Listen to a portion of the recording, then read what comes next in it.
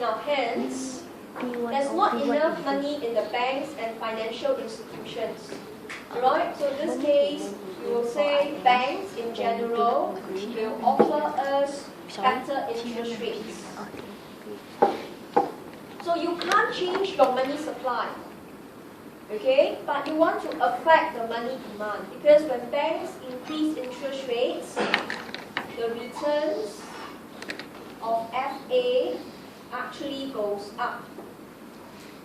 Okay? And in this case, individuals will actually buy FA. Okay? And your money demand will go down to meet the money supply. Right? So in this case, your step 2 is here. Right? Interest rate goes up. Okay? And the income increases. There's a movement along LM.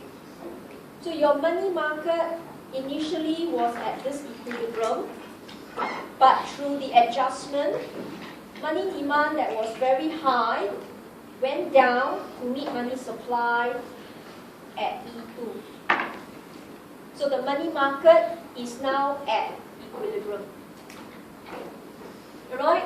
Okay? But it doesn't stop there. The goods market is still at E3.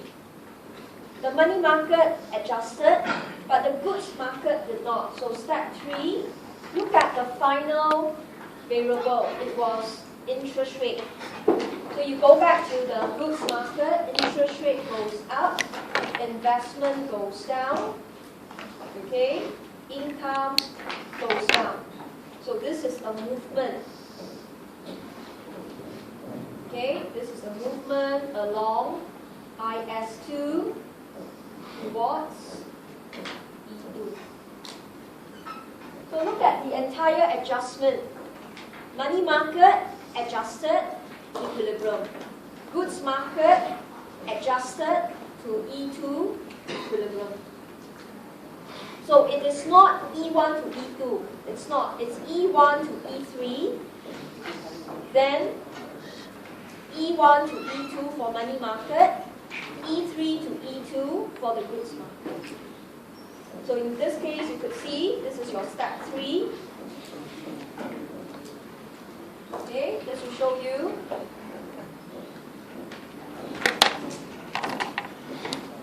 You must be heading in the correct direction.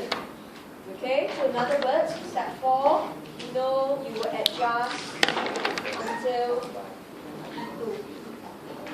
So interest rate now is I2, income is Y2.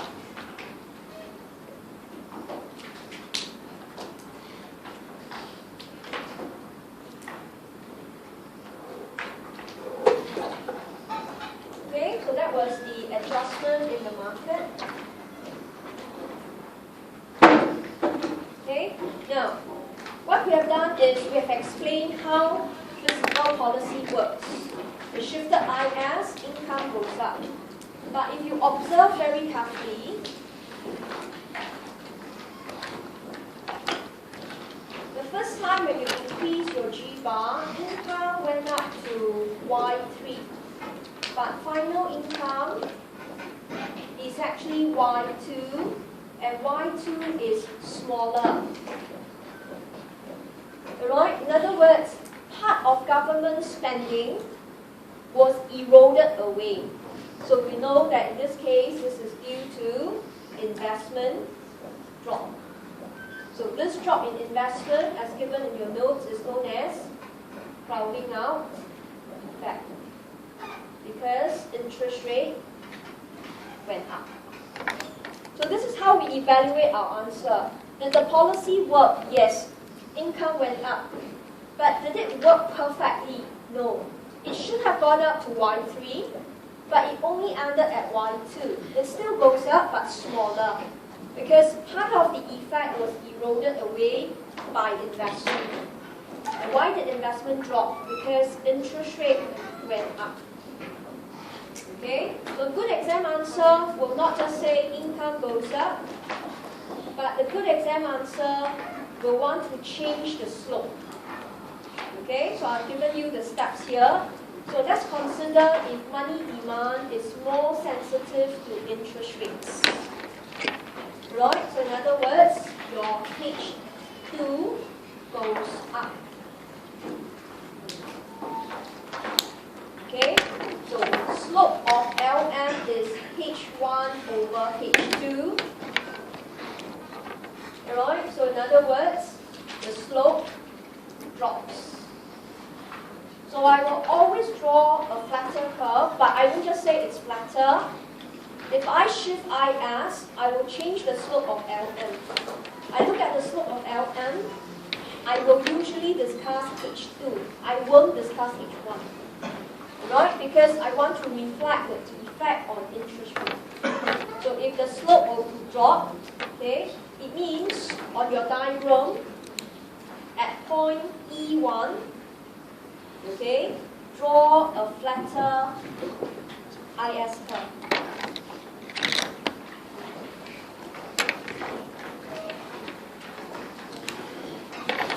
Okay? So this is what I meant by that for this topic, the diagram must take up 1/4 or half a page because you need to change the slope. Okay?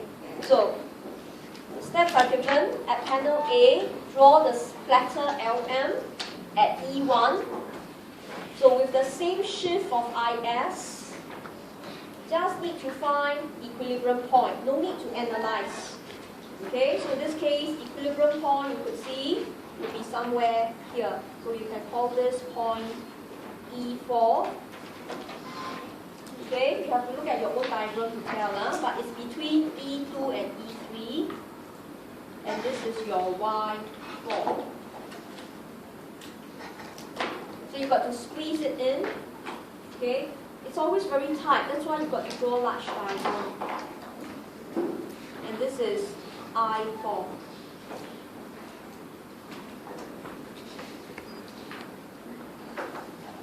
Okay, so what is the effect on equilibrium income?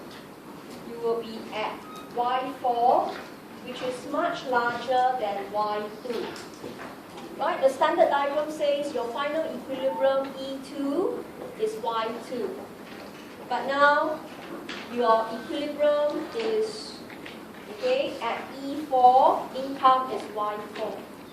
So it's larger than Y2. So that tells you crowding out is actually less severe. So why is that so? Because, right, interest rate increase to I4, which is less than I2. So you go to the diagram, you can see your final interest rate at E4 is I4. Was much lower than I2. Okay? So what is the reasoning? Okay? Why is it that interest rate increase is smaller?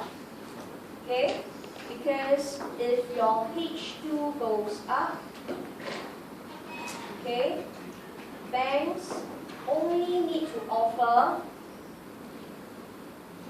a smaller increase in I to attract, okay, individuals to buy FA. Alright, you have to go back to your step 2. Income went up because of the fiscal policy. We hold money. So banks need to give us better interest rates. But now, we are more sensitive to interest rates. So you just offer a smaller interest rate, we will react. We will correct the money market. So that's why if you don't understand your step 2, you can't change slope. You cannot say, the diagram says so. Your slope comes with behavior, which is your H2.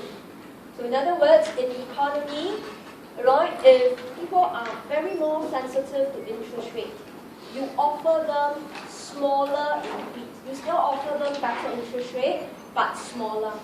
That's what you saw it in I4, lesser than I2. So this is a scale you need to manage. Right? A lot of times students like to go E1 to E2 and then change slope and say E1 to E4. You can't.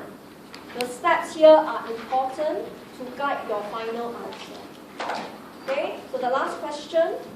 Under what circumstances will there be zero crowding out? So what is crowding out? Crowding out is investment drop. So when will you have zero crowding out? It means there is no effect on I and means on interest rate on an investment. Okay, it means your interest rate must stay at I1. It must end at I1. Okay, in other words, you must be at point